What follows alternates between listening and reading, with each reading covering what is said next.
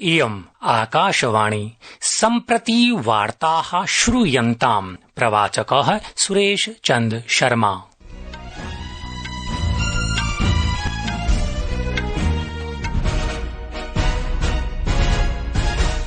अथ वार्ताः। ऑपरेशन सिन्दूर इति भारतीय सैन्याभियान विषये गतदिने लोकसभायां विशिष्टा चर्चा सञ्जाता। पहलगाम स्थले आतंक्याक्रमणस्य प्रत्युत्तरे भारतस्य सशक्तं सफलं निर्णायकं च अभियानम् ऑपरेशन सिन्दूर इति।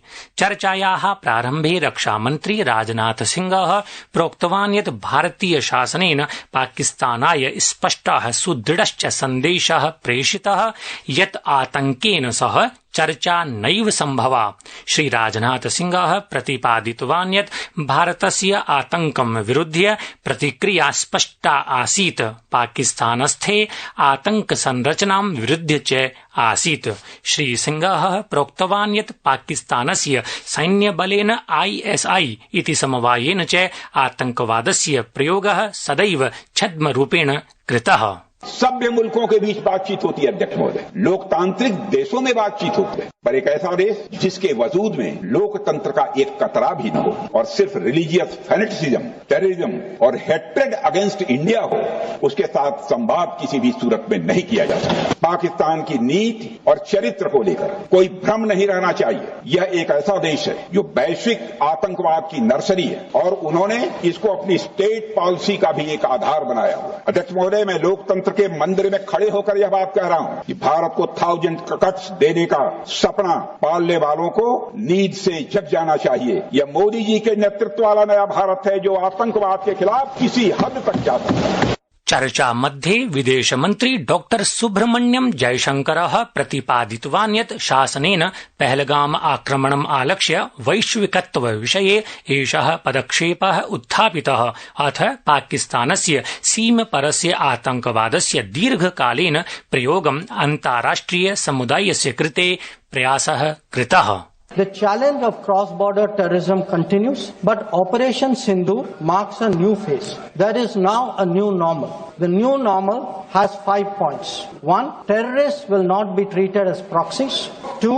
Cross-border terrorism will get an appropriate response. 3. Terror and talks are not possible together. There will only be talks on terror. 4. Not yielding to nuclear blackmail. And finally, terror and good neighborliness cannot coexist. Blood and water cannot flow together. This is our position. Congress दलस्य नेता गौरवः गोगोई जम्मू कश्मीरे सुरक्षा व्यवस्था विषये शासनम् आलोचयन् प्रोक्तवान् यत् शासनं पहलगाम आतंकिनां निगडने अभिज्ञाने च पूर्णरूपेण असमर्थं जातम्।